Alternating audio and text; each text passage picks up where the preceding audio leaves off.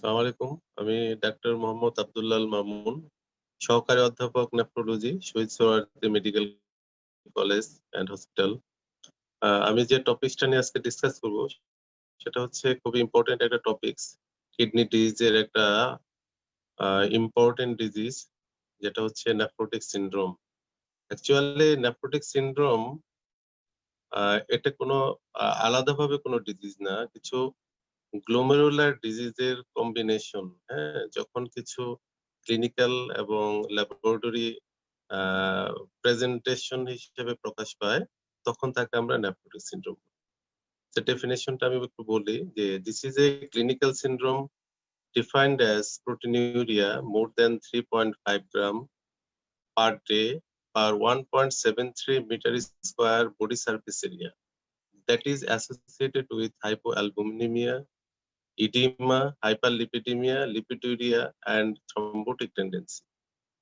এখানে ডেফিনেশনটা বলার সময় বিশেষ করে ভাইবার সময়ে যে ভুলটা হয় সেটা হচ্ছে যে আহ, বলা হয় যে সবাই এটাই বলে যে 3.3.5 গ্রাম পার ডে। হ্যাঁ, কিন্তু এই যে 1.73 metre square body surface area, এটা মিস হয়ে যায়।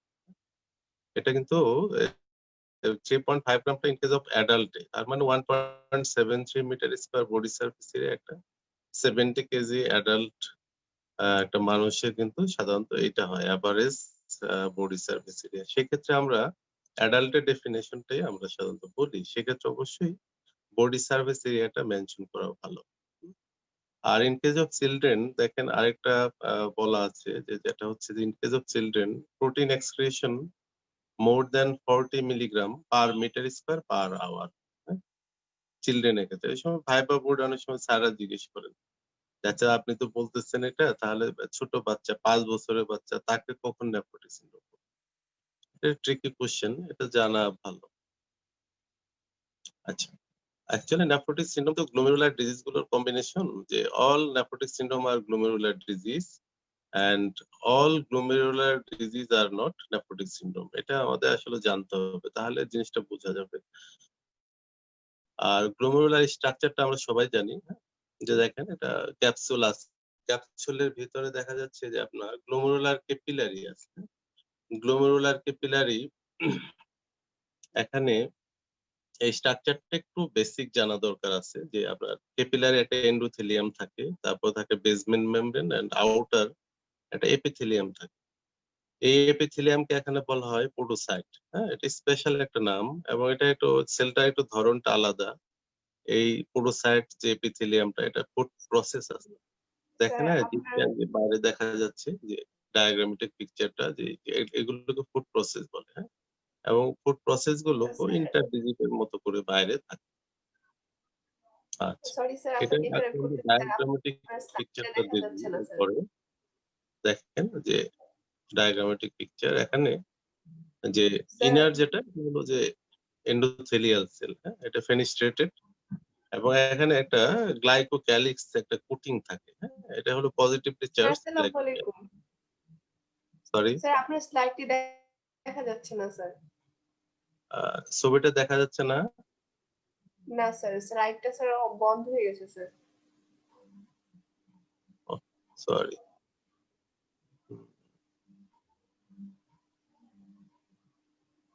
তাহলে আমি আবার যাই। হ্যাঁ, স্লাইডে আবার যাচ্ছি। আমি ডেফিনেশনটা বলেছিলাম, ডেফিনেশনের পরে আমি যাচ্ছি। হ্যাঁ, ডেফিনেশনটার পরেই আমি স্টার্ট করতেছি। This is glomerulus. আর্কিটেকচারটা আমি বলেছি অলরেডি, যে গ্লোমেরুলার ক্যাপিলারির যে স্ট্রাকচারটা, এটা জাস্ট বেসিক 3টা লেয়ার জানতে হবে। যে 3টা লেয়ারের ডায়াগ্রামেটিক একটা পিকচার আছে এখানে। যেমন ইনার ফেনিস্ট্রেটেড লেয়ার, এখানে গ্লাইকোক্যালিক্স থাকে। গ্লাইকোক্যালিক্সটা হলো এটা পজিটিভলি চার্জ, হ্যাঁ, এটা মলিকুল। দেন গ্লোমেরুলার বেসমেন্ট মেমব্রেন, দেন আউটার হচ্ছে পোডোসাইট। পোডোসাইটের এগুলো হচ্ছে food process. Food process food process থাকে। আচ্ছা, তাহলে 3টা লেয়ারের মধ্যে ইনার যে এন্ডোথেলিয়াল লেয়ার, এখানে পজিটিভলি চার্জ। আর আমরা জানি অ্যালবুমিন হলো নেগেটিভলি চার্জ। হ্যাঁ, আর অ্যালবুমিনটা যখন পজিটিভলি চার্জ গ্লাইকোক্যালিক্স এর যে ইনার লেয়ার এন্ডোথেলিয়াম এখানে আসে, তখন এটা রিপিলিং অ্যাকশনে এটা আর পাস হতে পারে না। তারপরেও খুব সামান্য পরিমাণ, মানে minimum amount of albumin filtered হয়, তো সেটা নেগলিজিবল। নর্মাল ইন্ডিভিজুয়ালেরও খুব সামান্য পরিমাণ অ্যালবুমিন পাস হয়। আচ্ছা, এই জন্য এটাকে বলা হয় যে albumin which is negatively charge through the filter is prevented by দুইটা ফ্যাক্টর দ্বারা। একটা হলো সাইজ স্পেসিফিক ফ্যাক্টর, কারণ হচ্ছে যে ইনার এন্ডোথেলিয়ামের যে ফেনিস্ট্রেশন সেটার একটা সাইজ আছে, সেটার জন্য বলা হচ্ছে সাইজ স্পেসিফিক ফ্যাক্টর। আর একটা হলো চার্জ স্পেসিফিক ফ্যাক্টর। চার্জটা মানে হচ্ছে যে পজিটিভ অ্যান্ড নেগেটিভ। হ্যাঁ, পজিটিভ হচ্ছে গ্লাইকোক্যালিক্স ইনার যে এন্ডোথেলিয়াল তার কম্পোজিশন, আর অ্যালবুমিন হচ্ছে নেগেটিভ। এই জন্য এই পজিটিভ এবং নেগেটিভ একটা রিপিলিং অ্যাকশন। অ্যান্ড অনেকগুলো কজ আছে নেফ্রোটিক সিনড্রোমের। তো প্রাইমারি কিছু আছে এবং সেকেন্ডারি কিছু কজ আছে। তো প্রাইমারি এবং সেকেন্ডারি যে কজই হোক না কেন, নেফ্রোটিক সিনড্রোমের মেইন যেটা প্যাথোলজি সেটা হচ্ছে যে অ্যাবনর্মালিটি অর ইনজুরি পোডোসাইট। হ্যাঁ, ইনজুরি টু দা পোডোসাইট অথবা অ্যাবনর্মাল পোডোসাইট। এই কারণে যেটা যেটা হয় যে পোডোসাইটোপ্যাথি বলে এটাকে। হ্যাঁ, এক কথায় পোডোসাইটোপ্যাথির জন্যই নেফ্রোটিক সিনড্রোমটা হয়। হ্যাঁ, আর মেকানিজম অফ প্রোটিনিউরিয়া যেটা, এটা আমি আগেই বললাম যে অ্যালবুমিন নরমালি পাস করতে পারে না, খুবই মিনিমাম অ্যামাউন্ট পাস করে। একটা নর্মাল মানুষের 30 মিলিগ্রামের নিচে, 30 milligram up to 30 milligram per day albumin ইউরিনে আসে। কিন্তু in case of nephrotic syndrome, যখন ড্যামেজ হয়, পোডোসাইটটা ড্যামেজ হয়, পোডোসাইটটা সোলেন হয়, হ্যাঁ, এবং পোডোসাইটের যে থ্রট প্রসেস এগুলো যখন ইফাসমেন্ট একসাথে হয়ে যায়, তখন যে গ্যাপ গুলো তৈরি হয়, এই গ্যাপ গুলো দিয়ে তখন অ্যালবুমিন গুলো পাস হয়। অ্যালবুমিন গুলো পাস হয়ে গ্লোমেরুলাস থেকে ওই টিবুলের দিকে চলে যায় ফিল্টার্ড হয়ে। হ্যাঁ, এবং প্রোটিন ইউরিয়া, তখনই আমরা বলি যে প্রোটিন ইউরিয়া হচ্ছে। এবং এটা যখনই 3.5 গ্রাম ক্রস করে যায় ইন কেস অফ অ্যাডাল্ট, তখন আমরা বলি যে এটা নেফ্রোটিক রেঞ্জে প্রোটিন ইউরিয়া। এটা হচ্ছে মেকানিজম অফ প্রোটিন ইউরিয়া। এবং কজেটিভ ফ্যাক্টরের মধ্যে ইডিওপ্যাথিক এবং সেকেন্ডারি আমরা যদি দুইটা ভাগ করি, তো ইডিওপ্যাথিক কজগুলো আমরা বেশি জানি এবং মনে রাখি।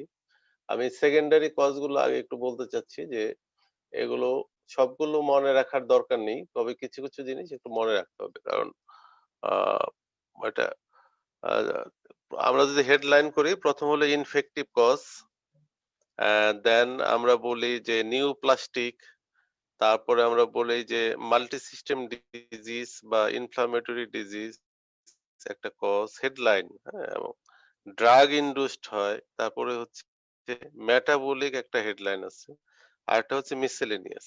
তো আমি ইনফেক্টিভ কজ গুলো বলতেছি, মেইন কজ গুলো মানে কমন কজ গুলো আমরা একটু বলবো, তবে সবগুলো মনে রাখতে হবে না। যেমন ব্যাকটেরিয়াল, ভাইরাল, প্রোটোজোয়াল এবং হেলমিনথিক, এগুলো জাস্ট হেডলাইন গুলো মনে রাখলে হবে। ব্যাকটেরিয়ালের মধ্যে যেমন পুষ্টি স্ট্রেপ্টোকক্কালেও কিন্তু নেফ্রোটিক সিনড্রোম হতে পারে, হ্যাঁ, যদিও আনকমন। তারপরে ইনফেক্টিভ এন্ডোকার্ডাইটিসও হতে পারে, শান্ট নেফ্রাইটিস একটা টার্ম আছে, তারপরে সিফিলিস, লেপ্রোসি, টিউবারকুলোসিস, হ্যাঁ, এগুলোতে কিন্তু নেফ্রোটিক রেঞ্জে প্রোটিনিউরিয়া হয়। ভাইরাল, ভাইরালের মধ্যে আমাদের কমন যেগুলো আমরা মনে রাখতে পারি, যেমন বি ভাইরাস, তারপরে হেপাটাইটিস সি ভাইরাস, এইচআইভি, হ্যাঁ, এগুলোতে নেফ্রোটিক প্রেজেন্টেশন হয়।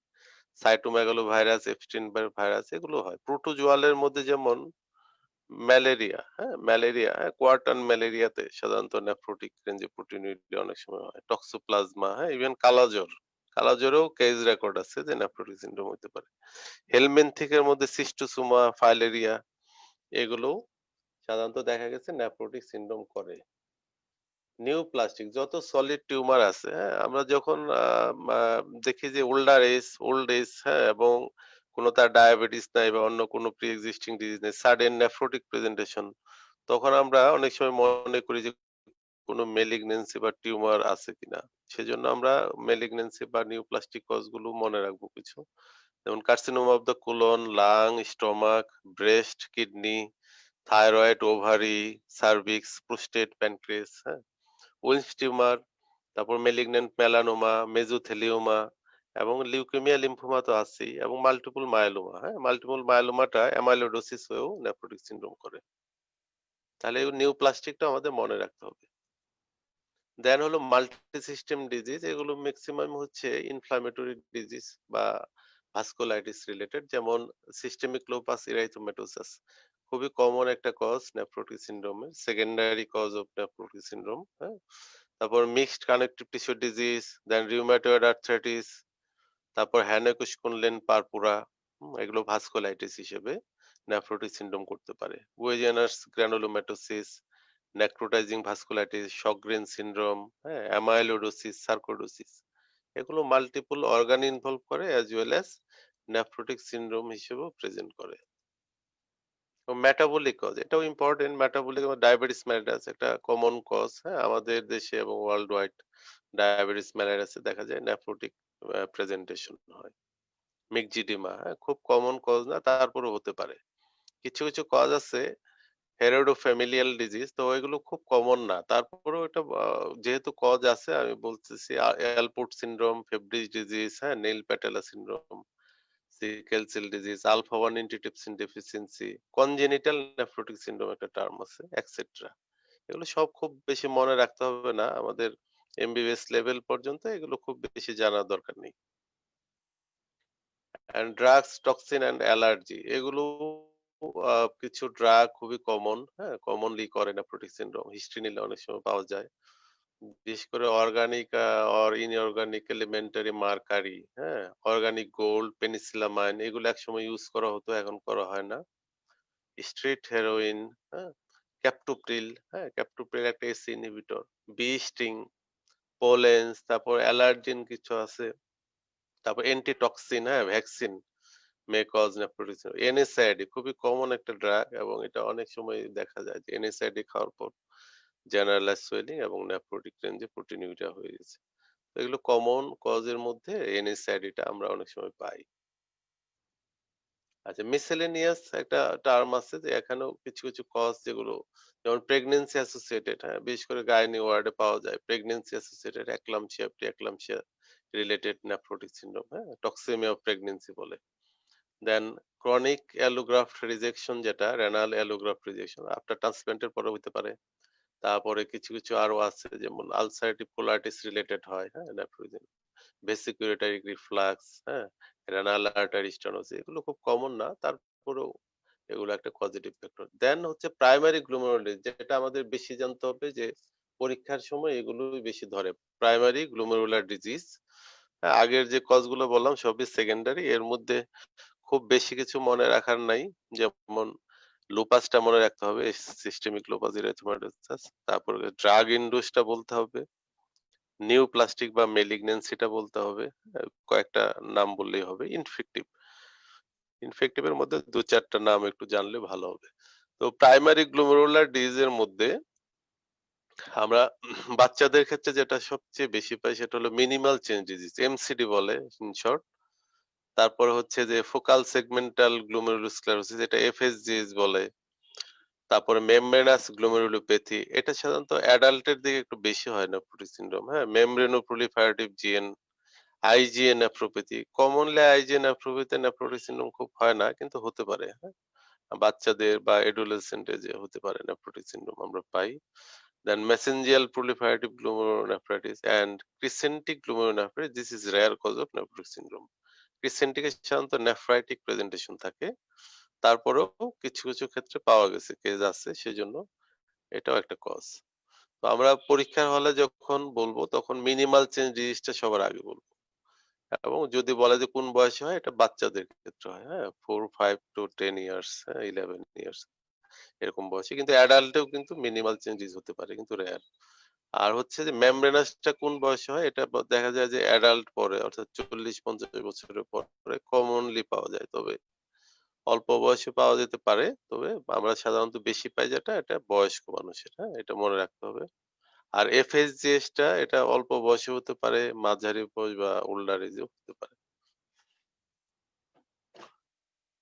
এখন কিছু কিছু আমরা অনেক সময় এটাও ভাইবাতে বা রিটেনে আসে যে নেফ্রোটিক এবং নেফ্রাইটিক সিনড্রোমের মধ্যে বেসিক ডিফারেন্সটা কি, হ্যাঁ, কিছু ক্লিনিক্যাল কিছু ডিফারেন্স আছে, আর কিছু আছে যে হিস্টোলজিক্যাল কিছু ডিফারেন্স আছে। এটা ডেভিডসনের একটা পিকচার, এটা দেখলেই বোঝা যাবে, যে জাস্ট একটু খেয়াল করে পড়তে হবে যে নেফ্রোটিক নেফ্রোটিক ফিচার গুলো তো আমরা জানি যে ম্যাসিভ প্রোটিনুরিয়া, যেটা মোর দেন 3.5 গ্রাম 24 আওয়ার্সে হয়, ইউরিনটা ফ্রুদি হয়, হ্যাঁ, হাইপোঅ্যালবুমিনের ফিচার থাকে আর কি। তাহলে ইডিমাটা বেশি হবে, ইডিমাটা অনেক বেশি হয়, একদম জেনারেলাইজড সোয়েলিং দূর থেকে দেখি বোঝা যাবে। এবং তারপরে সাথে সাধারণত এদের হাইপার টেনশন থাকে না, ইউরিন আউটপুট সাধারণত নরমাল থাকে, হ্যাঁ, এই টার্মগুলো একটু মনে রাখতে হবে। কিন্তু নেফ্রাইটিক সিনড্রোমে যেটা হয় যে এখানে ইউরিন আউটপুট কিন্তু কমে যাবে নেফ্রাইটিক, প্রোটিন ইউরিয়া খুব বেশি হবে না, হ্যাঁ, সাবনেফ্রোটিক বা খুবই মিনিমাম প্রোটিন ইউরিয়া হবে। আর ইউরিনটা অনেক সময় দেখা যায় রেডিশ, হ্যাঁ, একটু কোকা কালার, মানে হেমাচিউরিয়া, অর্থাৎ ইউরিনে আরবিসি যাচ্ছে নেফ্রাইটিকে, হ্যাঁ, এটা কমনলি পাওয়া যেতে পারে। হাইপার টেনশন থাকে সাধারণত। আর অনেক সময় এদেরকে রেনাল ইম্পেয়ারমেন্ট বা ক্রিয়েটিনিন দেখা যাচ্ছে বেড়ে যাচ্ছে আস্তে আস্তে, হ্যাঁ, আমরা বলি যে ইউরিয়া বা ক্রিয়েটিনিন এগুলো, তখন আমরা দেখি যে নর্মাল রেঞ্জের চেয়ে বেড়ে যাচ্ছে। তার মানে this is nephritic presentation. Histologically nephrotic যেটা হয় যে আমরা তো আগে একবার বললাম যে এটা পোডোসাইটোপ্যাথি হয়, ইনজুরি টু পোডোসাইট, এটা নর্মাল মাইক্রোস্কোপে আমরা পাবো না, এটা ইলেকট্রন মাইক্রোস্কোপে দেখতে হবে। ইলেকট্রন মাইক্রোস্কোপে শুধু এটা বোঝা যাবে যে পোডোসাইটটা কেমন ড্যামেজ হয়েছে। লাইট মাইক্রোস্কোপ যেটা আমরা নরমালি রেনাল বায়োপসি করে দেখি, সেখানে এখানে কিছুই পাওয়া যাবে না, নর্মাল দেখা যাবে, হ্যাঁ। তারপরেও নেফ্রোটিকে দেখা যায় যে স্কারিং থাকে, হ্যাঁ, গ্লোমেরুলাসে স্কারিং থাকে, কিছু ডিপোজিশন, ম্যাট্রিক্স ডিপোজিশন থাকে, কিন্তু নেফ্রাইটিকে ইনফ্লামেটরি ফিচার থাকে, হ্যাঁ, গ্লোমেরুলাসে দেখা যায় ইনফ্লামেটরি সেল আসছে, তারপরে কিছু সেলুলার প্রলিফারেশন হচ্ছে, হ্যাঁ, গ্লোমেরুলার বেসমেন্ট মেমব্রেনটা অনেক সময় ব্রেকিং থাকে এবং ক্রিসেন্ট ফর্মেশন, হ্যাঁ, অর্থাৎ বোম্যান্স যে স্পেস আছে, বোম্যান্স ক্যাপসুল এবং মানে ক্যাপিলারি, হ্যাঁ, এর মাঝামাঝি যে একটা স্পেস আছে, এটা আমাকে বোম্যান্স স্পেস, এটা ছোট হতে থাকে, ক্রিসেন্টের মতো দেখা যায়, চাঁদের মতো দেখা যায়, এগুলো অনেক সময় পাওয়া যায়। তো এখানে প্রোটিন ইউরিয়ার দিকেও আমরা ওই যে ওইভাবে বলি যে মিনিমাল চেঞ্জে বেশি প্রোটিন ইউরিয়া, এফএসজিএসএ, মেমব্রেনাস। আরেকটা আছে অ্যামাইলেজ, সেকেন্ডারি কজের মধ্যে অ্যামাইলয়েডটাও মনে রাখতে হবে, অ্যামাইলোইডোসিস যে কোনো কারণে হোক এখানেও প্রোটিন ইউরিয়া থাকে অনেক বেশি। আরেকটা হচ্ছে ডায়াবেটিক নেফ্রোপ্যাথি, হ্যাঁ, ডায়াবেটিক নেফ্রোপ্যাথিতেও অনেক নেফ্রোটিক রেঞ্জে প্রোটিন ইউরিয়া হয় এগুলো। আর সাধারণত প্রোটিন ইউরিয়া কম হয় যেমন ভাস্কুলাইটিস, হ্যাঁ, তারপরে পোস্ট স্ট্রেপ্টোকক্কাল গ্লুমের, এগুলো নেফ্রাইটিক প্রেজেন্টেশনে বেশি হয়, যে ভাস্কুলাইটিস, তারপরে post streptococcal glomerular disease, IGA nephropathy, এখানেও প্রোটিন ইউরিয়া দেখা যায় নেফ্রাইটিক প্রেজেন্টেশনে হয়, অনেক সময় নেফ্রোটিক পাই। আর লুপাসে দেখা যায় নেফ্রাইটিক বা নেফ্রোটিক যে কোনো রেঞ্জেই প্রোটিন ইউরিয়া হতে পারে, হ্যাঁ। লুপাস হচ্ছে সব ধরনের প্রেজেন্টেশন হতে পারে, নেফ্রোটিক রেঞ্জে প্রোটিন ইউরিয়া অথবা নেফ্রাইটিক রেঞ্জে প্রোটিন ইউরিয়া সব রকমই হতে পারে।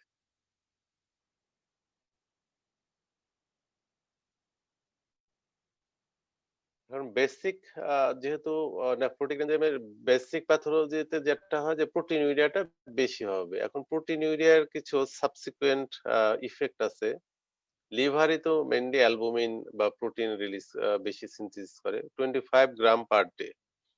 Liver 25 gram per day daily protein synthesis করে, এবং এটা অনেক বেশি in comparison to protein loss in urine. আগে আমি একবার বলছি যে 30 মিলিগ্রাম পার ডে, হ্যাঁ, maximum in case of normal individual ইউরিনে প্রোটিন আসতে পারে, যেটা নর্মালি ডিটেক্টেবল না, ঠিক আছে।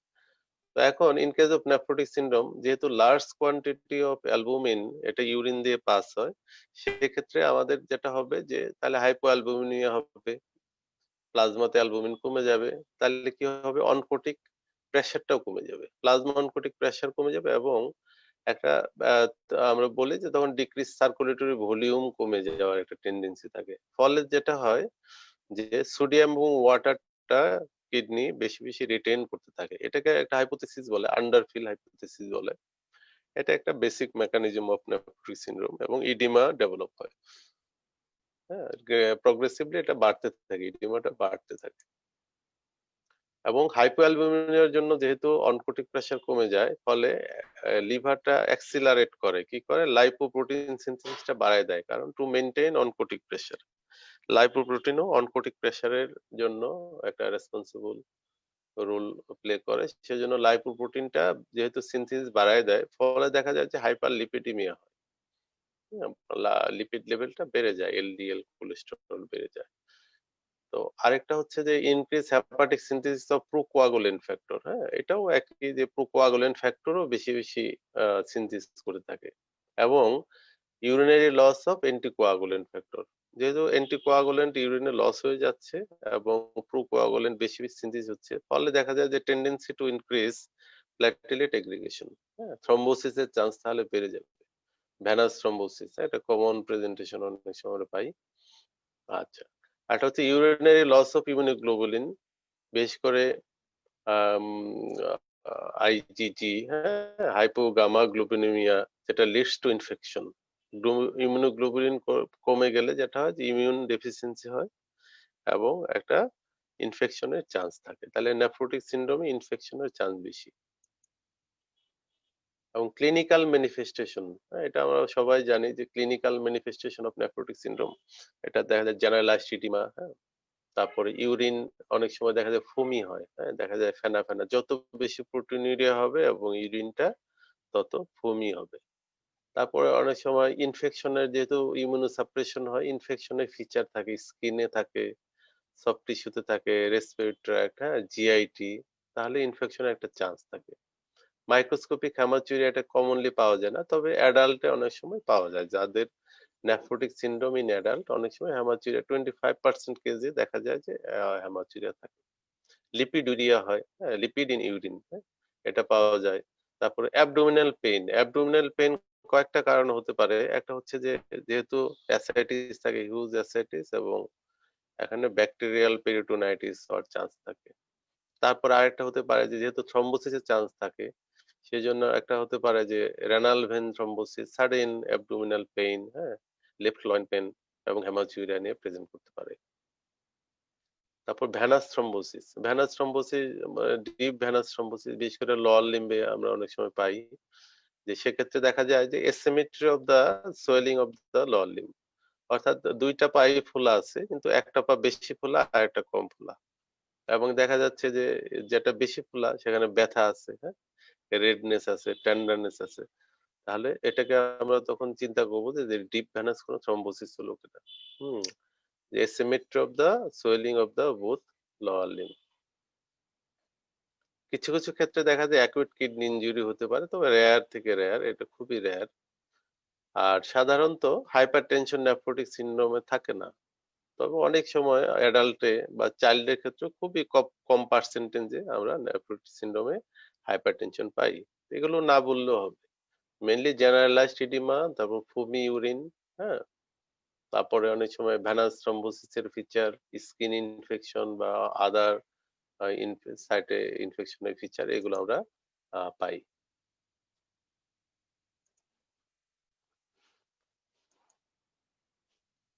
জাস্ট এখন তাহলে ইনভেস্টিগেশন, আমি ইনভেস্টিগেশনে চলে যাচ্ছি, যে রুটিন আমরা ইনভেস্টিগেশন গুলো করব। একটা হচ্ছে ইউরিন আরএমই, তারপর হচ্ছে 24 আওয়ার্স ইউরিনারি প্রোটিন, হ্যাঁ, সেরাম অ্যালবুমিন, সেরাম প্রোটিন, এগুলো আমরা লিপিড প্রোফাইল করব, ব্লাড সুগার করব। ব্লাড সুগার ডায়াবেটিস মেলাইটাস থাকলে তো এটা আমাদেরকে হেল্প করবে, এবং নর্মালি একটা রুটিন একটা টেস্ট, সেরাম ক্রিয়েটিনিন লেভেল দেখবো, রেনাল ফাংশনটা কেমন আছে, ইউরিয়া লেভেল দেখবো, সেরাম ইলেকট্রোলাইটস দেখবো, থাইরয়েড ফাংশন করবো। তারপর ultrasonogram of the whole abdomen আমরা করব, এক্সরে চেস্ট করব। এক্সরে চেস্টে কয়েকটা কারণ আছে। একটা হচ্ছে যে তার জেনারেলাইজড ইডিমার পার্ট হিসেবে কোনো প্লুরাল এফিউশন আছে কিনা, সাধারণত বাইল্যাটারাল প্লুরাল এফিউশন থাকে। অনেক সময় ইউনিল্যাটারাল রাইট সাইডেও প্লুরাল এফিউশন থাকতে পারে, হ্যাঁ, হিউজ অ্যাসাইটিস থাকলে রাইট সাইডেও প্লুরাল এফিউশন অনেক সময় পাওয়া যায়। This is not disease of the lung. আরেকটা হচ্ছে যে বিশেষ করে secondary cause of nephrotic syndrome exclude করার জন্য, যেমন ব্রঙ্কিয়াল কার্সিনোমা, হ্যাঁ, কোনো মেডিস্টেনাল মাস আছে কিনা, লিম্ফোমা বা লিউকেমিয়া, হ্যাঁ, তারপর অনেক সময় ভাস্কুলাইটিস, বিশেষ করে ওয়েগানার্স গ্রানুলোমেটোসিস, হ্যাঁ, NTGBM অ্যান্টিবডি সিনড্রোম। তো এগুলোতে দেখা যায় অনেক সময় লাং এর চেঞ্জ পাওয়া যায়। তাহলে এক্স-রে চেস্টে অনেকগুলো আমাদের ক্লু দিতে পারে।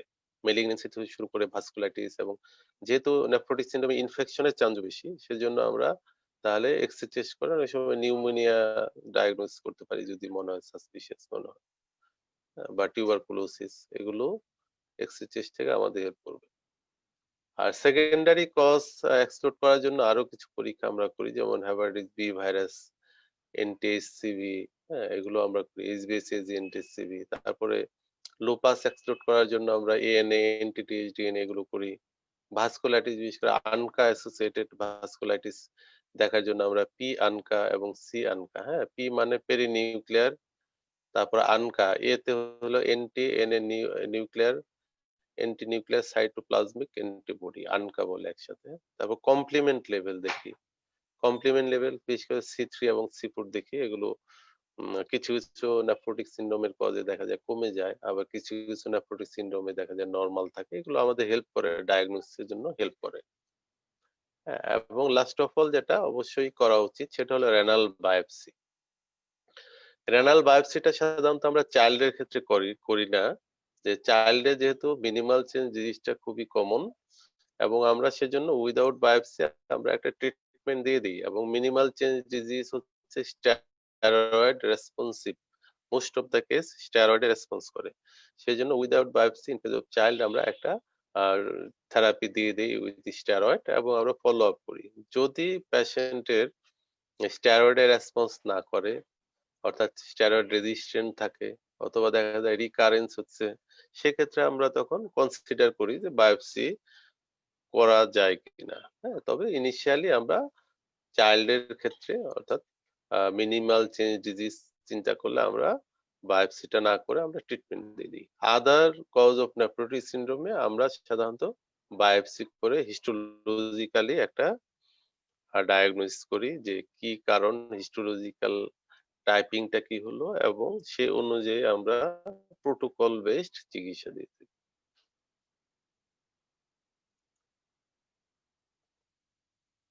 দেন একটা management, general management, as a whole nephrotic সিনড্রোমে একটা জেনারেল ম্যানেজমেন্ট আমাদের দিতে হবে, সেটা যে কজই হোক, ইরেসপেক্টিভ অফ কজ, একটা জেনারেল ম্যানেজমেন্ট আমরা দিব। সেটা হলো যে যেহেতু জেনারেলাইজড ইডিমা হচ্ছে, বডিতে অনেক সল্ট এবং ফ্লুইড রিটেনশন হচ্ছে, সেজন্য এটাকে আমাদের তাহলে কমাতে হবে। কমানোর জন্য আমরা কিছু অ্যাপ্রোচ করে থাকি, যেমন ডায়েটারি কিছু রেস্ট্রিকশন করি, হ্যাঁ যেমন সল্ট অ্যান্ড ফ্লুইড, এটা তাহলে আমরা রেস্ট্রিক্ট করি। যেমন ডায়েটারি সল্ট রেস্ট্রিকশন সাধারণত অ্যাডাল্টে 2 গ্রামের নিচে। হুম। আর ডায়োডিক্স আমরা দিই, ওরালি দিই। অনেক সময় খুব বেশি যদি ইডিমা হয় তাহলে অনেক সময় ইন্ট্রাভেনাসলিও দিই। আমরা সাধারণত লুপ ডায়োডিক্সটাকে প্রিফার করি, সাথে স্পাইরোনোল্যাকটোন দিয়ে থাকি। যদি রেনাল ফাংশন নরমাল থাকে তাহলে আমরা স্পাইরোনোল্যাকটোন। কিন্তু আমাদের খেয়াল রাখতে হবে যে এই ডায়োডিক্স দেওয়ার পরে ইলেকট্রোলাইট লেভেলটা মাঝে মাঝে আমাদের ফলো আপ করতে হবে। হ্যাঁ, ফুসিমাইড, স্পাইরোনোল্যাকটোন কম্বিনেশন আমরা দিয়ে থাকি, অনেক সময় শুধু ফুসিমাইডও দিয়ে থাকি। এবং ইলেকট্রোলাইট লেভেলটা এক্ষেত্রে আমাদের দেখতে হবে। আচ্ছা, আর ফ্লুইডটা আমরা রেস্ট্রিক্ট করি, কারণ হলো যে ফ্লুইড বেশি দিলে ওয়েট গেইনটা কমবে না। আমাদের টার্গেট হচ্ছে ওয়েট গেইন, ওয়েট লস করানো ডেইলি হচ্ছে 0.5 to 1 কেজি ডেইলি। হ্যাঁ, খুব বেশি ওয়েট লস করালে তাহলে দেখা যায় কমপ্লিকেশন হতে পারে। এই জন্য 1 কেজি পর্যন্ত, তাহলে প্রতিদিনই আমাদের ওয়েট নেওয়াটা জরুরি।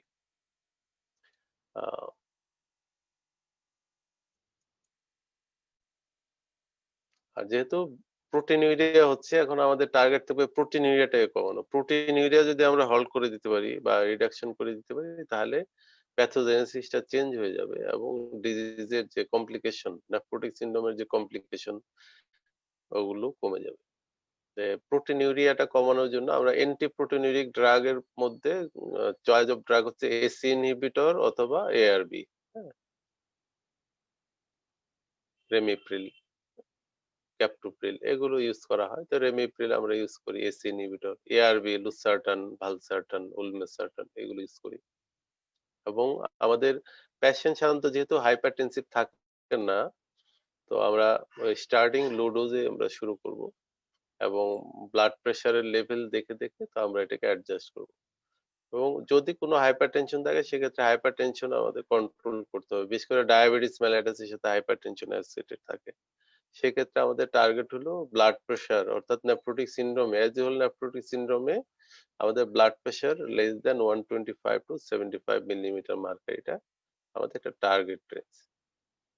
আর প্রোটিন রেস্ট্রিকশন, এটা নিয়ে কন্ট্রোভার্সি আছে, তারপরেও অ্যাজ এ হোল বলা হয় যে প্রোটিন রেস্ট্রিকশন আমরা নর্মাল ইন্ডিভিজুয়ালের, হেলদি ইন্ডিভিজুয়ালের ডেইলি ইনটেক হলো 1 গ্রাম পার কেজি পার ডে, কিন্তু in case of nephrotic syndrome কেউ কেউ বলে, এটা নিয়ে অবশ্য কন্ট্রোভার্সি আছে, যে 0.8 গ্রাম পার কেজি পার ডে, একটু কমায় বলা হয়, কারণ প্রোটিন ইটসেলফ বলা হয় যে এটা নেফ্রোটক্সিক ইফেক্ট করে।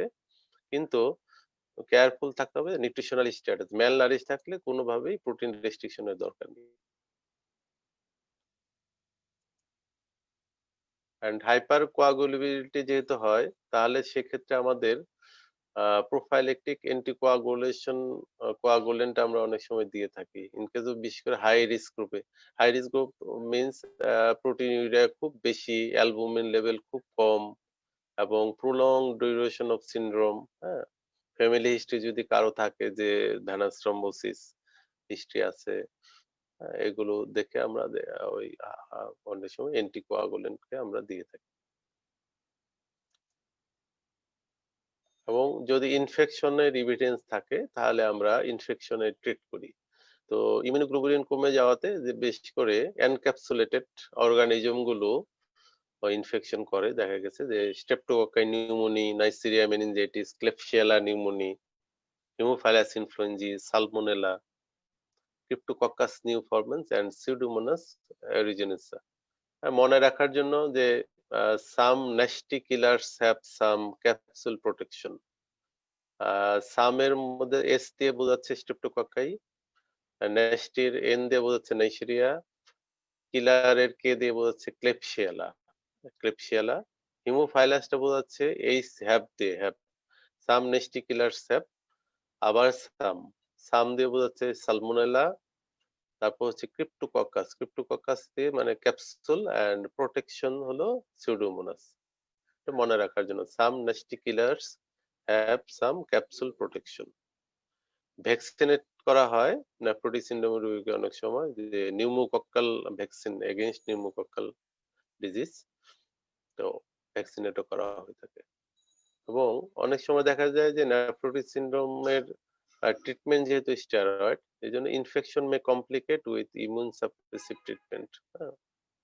ইনফেকশনটা আরো কমপ্লিকেট হতে পারে, এই জন্য কেয়ারফুল থাকতে হবে যে ইমিউনোসাপ্রেসিভ ট্রিটমেন্ট দেওয়ার আগে যে কোনো এভিডেন্স অফ ইনফেকশন আছে কিনা সেগুলো খেয়াল করে চিকিৎসা দিতে হবে। ডিসলিপিডিমিয়ার ম্যানেজমেন্টও করতে হবে, যেহেতু লাইপোপ্রোটিন সিনথেসিস বেড়ে যায়। তো নেফ্রোটিক সিনড্রোমে বলছি যে এলডিএল কোলেস্টেরল বেড়ে যায়, তাহলে এলডিএল কোলেস্টেরলটা বেড়ে গেলে যেটা হবে যে কার্ডিওভাস্কুলার রিস্কটা বেড়ে যাবে, এবং মরবিডিটি বাড়ার সম্ভাবনা, এবং রেনাল ফাংশনও ডিক্লাইনের সম্ভাবনা থাকে।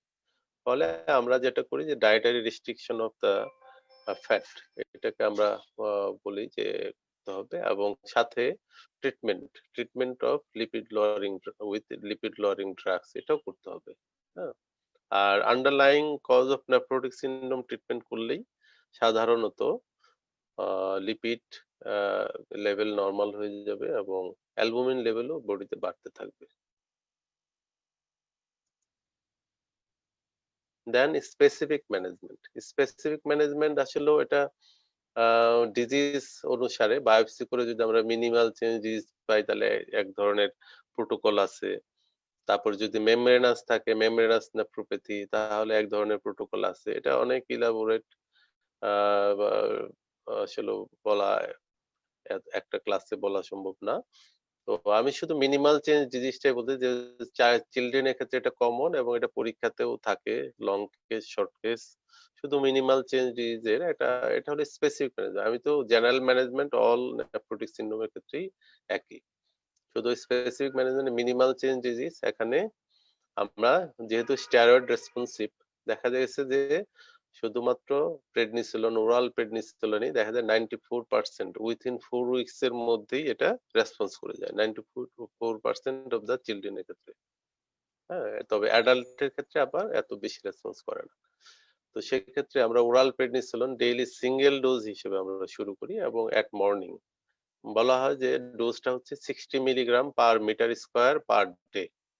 হ্যাঁ, এটা হতে পারে একটা, অথবা 2 milligram per KG per day. হ্যাঁ, যে কোনো একটা অপশনে আমরা গেলেই হবে, এবং এটা ম্যাক্সিমাম 60 মিলিগ্রাম পার ডে পর্যন্ত আমরা দিব ফর 4 to 6 উইকস, 1 থেকে 1.5 মাস দেওয়ার পরে ফলোড বাই এটা তারপরে আবার আমরা ডেইলি বেসিসে আর দেবো না, তখন অল্টারনেট ডে একদিন পর পর আমরা দেব। সেটা হচ্ছে কতটুকু, যে 40 milligram per metre square or 1.5 milligram per KG, এটা অল্টারনেট ডেতে আমরা দেব। এবং এটা 2 মান্থস অথবা এক্সটেন্ড করতে পারি ইন রেসপন্স অনুসারে, আপ টু 5 মান্থস পর্যন্ত আমরা এক্সটেন্ড করতে পারি। সাধারণত স্টেরয়েড রেসপন্সিভ থাকে এবং 94% অফ দ্য চাইল্ড দেখা যায় যে রেসপন্স করে উইথ স্টেরয়েড উইথিন 4 উইকস। আর এ পর্যন্তই। তবে আরেকটা কথা আমি বলতে ভুলে গেছি, সেটা হলো যে নেফ্রোটিক সিনড্রোমে বেড সাইডে যখন আমরা পেশেন্ট দেখি তখন হিট কোয়াগুলেশন টেস্ট করেও আমরা বুঝতে পারি যে জাস্ট একটা টেস্ট টিউবে যদি আমরা 2/3 2/3 যদি ইউরিন নিয়ে, টেস্ট টিউবের 2/3 ইউরিন নিয়ে হিট কোয়াগুলেশন করি, তাহলে দেখা যায় যে এটা বয়লিং পয়েন্ট পর্যন্ত যাওয়ার সাথে সাথেই দেখা যায় যে একদম কার্ড হুইল, অর্থাৎ দুধির মতো এটা সাদা হয়ে গেছে, অর্থাৎ টেস্ট টিউবের এক প্রান্ত থেকে আরেক প্রান্ত পর্যন্ত দেখা যাবে না। তো এটা একটা বেডসাইড টেস্ট এবং এটা খুবই একটা কনফার্মেটরি টেস্ট। হ্যাঁ, ল্যাবের রিপোর্ট ভুল হতে পারে, কিন্তু এই ইউরিন এই বেডসাইডের হিট কোয়াগুলেশন টেস্ট এটা কখনোই ভুল হবে না। এবং বেডসাইডে আমরা এটা দেখে শিওর হতে পারি যে এটা নেফ্রোটিক রেঞ্জে প্রোটিনিউরিয়া আছে।